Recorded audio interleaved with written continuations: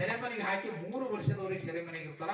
3 ವರ್ಷ ಆದ ನಂತರ ಈ ಇನ್ನೊಂದು ಸೆರೆಮನೆಗೆ ಹೈದರಾಬಾದ್ ಸೆರೆಮನೆಯಿಂದ ಸಿಕಂದರಾಬಾದ್ ಸೆರೆಮನೆಗೆ ವರ್ಗಾಯಿಸ್ತಾರೆ.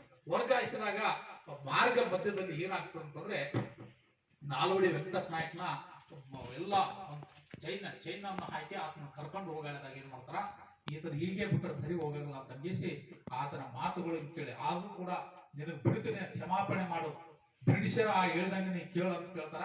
ನಾವ್ ಏನು ಹೇಳಿದ್ರೆ ಕೇಳಂಗಿಲ್ಲ, ಬ್ರಿಟಿಷರ್ ಮಾತೇ ಕೇಳಂಗಿಲ್ಲ, ನಾನು ಜೀವ ಹೀಗೆ ಹೊಡೆದ್ರೆ ಪರವಾಗಿಲ್ಲ, ನಾನು ಬ್ರಿಟಿಷರ್ ಗುಲಾಮನ ಆಗಂಗಿಲ್ಲ, ನಾನು ಹೀಗೆ ಸಾಯ್ತೀನಿ ಅಂತ ಆತನ ಏನ್ ಮಾಡ್ತಾನ ಅಂತಂದ್ರೆ ಎದುರು ಮಾತಾಡ್ತಾನೆ. ಎದುರು ಮಾತಾಡಿದಾಗ ಇವನು ಇಷ್ಟು ಹೇಳಿದ್ರು ಕೂಡ ಕೇಳಕ್ ತಯಾರಿಲ್ಲ, ಇದನ್ನು ಉಳಿಸೋದೇ ಬೇಡ ಅಂತ ಹೇಸಿ ಮುಂದಕ್ಕೆ ಕಳಿಸಿ ಆತನ ಏನ್ ಮಾಡ್ತಾರ, ಬಂದೂಕ್ ಹಾಕಿ ಬಂದೂಕಿನಿಂದ ಹೊಡೆದು ಸಾಯಿಸಿ ಬಿಡ್ತಾರ. ಅಲ್ಲಿ ಏನ್ ಮಾಡ್ತಾರ ಅಂತಂದ್ರೆ ಬ್ರಿಟಿಷರು ಒಂದ್ ವೇಳೆ ಸುರಪುರದ ವೆಂಕಟಪ್ಪ ನಾಯಕನ ಬಂದೂಕಿನಿಂದ ಹೊಡೆದು ಸಾಯಿಸ್ಯಾರಂದ್ರ ಇಡೀ ಸುರಪುರ ರೊಚ್ಚಿಗೆದ್ದು ಅಲ್ಲಿರ್ತಕ್ಕಂಥ ಅಧಿಕಾರಿಗಳಿಗೆ ಹೊಡೆದು ಹೊಡಿಸ್ತಾರ. ಹಿಂಗ ಆಗದ ಬೇಡ, ನಾಲ್ವಡಿ ವೆಂಕಟಪ್ಪ ನಾಯಕನ ಬೇಸತ್ತು ಆತ ಏನ್ ಮಾಡಿದಾನ, ಆತ್ಮಹತ್ಯೆ ಮಾಡಿಕೊಂಡಿದ್ದಾನೆ ಅಂತ ಅವ್ರು ಸುದ್ದಿ ಎಬ್ಬಿಸಿ ಬಿಡ್ತಾರೆ. ಸುದ್ದಿ ಎಬ್ಬಿಸಿ ಆಗ ಎಲ್ಲ ಕಡೆ ಅದೇ ರೀತಿ ಸುದ್ದಿ ಆಗಿಬಿಡ್ತಾವ. ನಾಲ್ವಡಿ ವೆಂಕಟಪ್ಪ ನಾಯಕನೇ ಮನನೊಂದಿಗೆ ಆತನೇ ಆತ್ಮಹತ್ಯೆ ಮಾಡಿಕೊಂಡಿದ್ದಾನೆ. ಆದ್ರೆ ಆತ್ಮಹತ್ಯೆ ಅಲ್ಲ, ನಾಲ್ವಡಿ ವೆಂಕಟಪ್ಪ ನಾಯಕೆ ಬಂದೂಕಿನಿಂದ ಹೊಡೆದು ಸಾಯಿಸ್ತಾರೆ. ಆದ್ರೆ ಆತ ಸಾಯಿಸಿ ಆ ಶರೀರ ಎಲ್ಲಿ ಬಿಸಾಕ್ಯಾರೋ ಗೊತ್ತಿಲ್ಲ, ಇನ್ನುವರೆಗೆ ಆತನ ದೇಹ ಏನು ಸಿಗಲಿಲ್ಲ.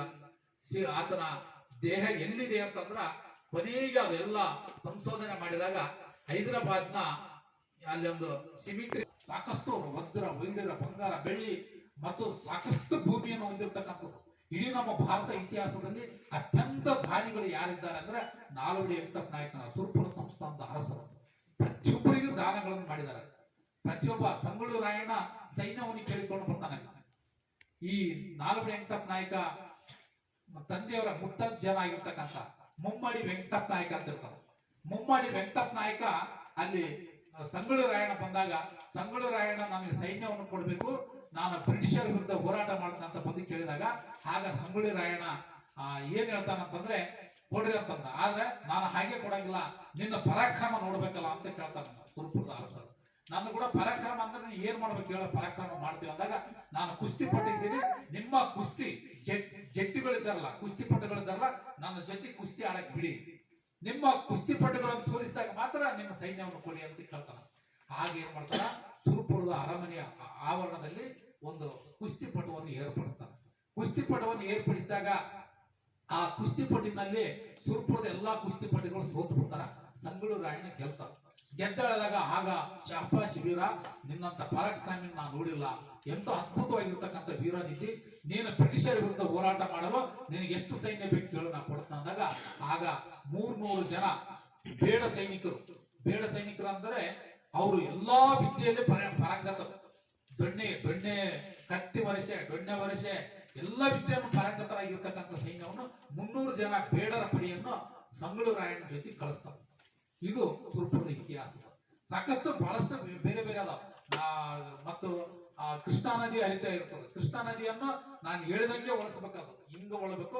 ನಾನು ಅರಮನೆಯಲ್ಲಿ ಕುಂತಾಗ ಇಡೀ ಕೃಷ್ಣಾ ನದಿ ನಮ್ಮ ಎಲ್ಲಿಂದ ಪ್ರಾರಂಭ ಆಗ್ತಾ ಅಲ್ಲಿಂದ ಕೊನೆಯವರೆಗೆ ನಾನು ನೋಡಂಗ್ ಕಾಣಬೇಕು. ಆ ರೀತಿಯಾಗಿ ಕೃಷ್ಣಾ ನದಿ ಹರಿಬೇಕಂದಾಗ ಅದೇ ರೀತಿಯಾಗಿ ಕೃಷ್ಣಾ ನದಿಯನ್ನು ಹರಿಸಿರ್ತಕ್ಕಂಥವ್ರು ಹಿಂದಿನ ಅವರು ಪುರಾತನ. ಈ ರೀತಿಯಾಗಿರ್ತಕ್ಕಂಥ ಸುರಪುರದ ಅರಸರ ಬಗ್ಗೆ ಸಾಕಷ್ಟು ಇದಿದ್ದಾವೆ. ಅವ್ರದ್ದು ಕಲೆ ಸಾಹಿತ್ಯ ಕೊಡುಗೆ ಬಹಳಷ್ಟು ಅದ್ಭುತವಾಗಿರ್ತಕ್ಕಂಥದ್ದು. ಗರುಡಾದ್ರಿ ಕಲೆಯನ್ನು ಹೊಂದಿರತಕ್ಕಂಥವ್ರು.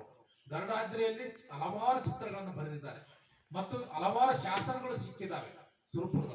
ಮತ್ತು ಅವರ ಆಸ್ತಿ ಸಾಕಷ್ಟು ಆಸ್ತಿ ಇನ್ನೂವರೆಗೆ ಅವ್ರ ಹೆಸರಲ್ಲಿ ಇರ್ತಕ್ಕಂಥದ್ದು ನಾವು ನೋಡ್ತಾ ಇದ್ದೀವಿ. ಮತ್ತು ಅವರು ವೆಂಕಟರಮಣ ಭಕ್ತರಾಗಿದ್ದರು.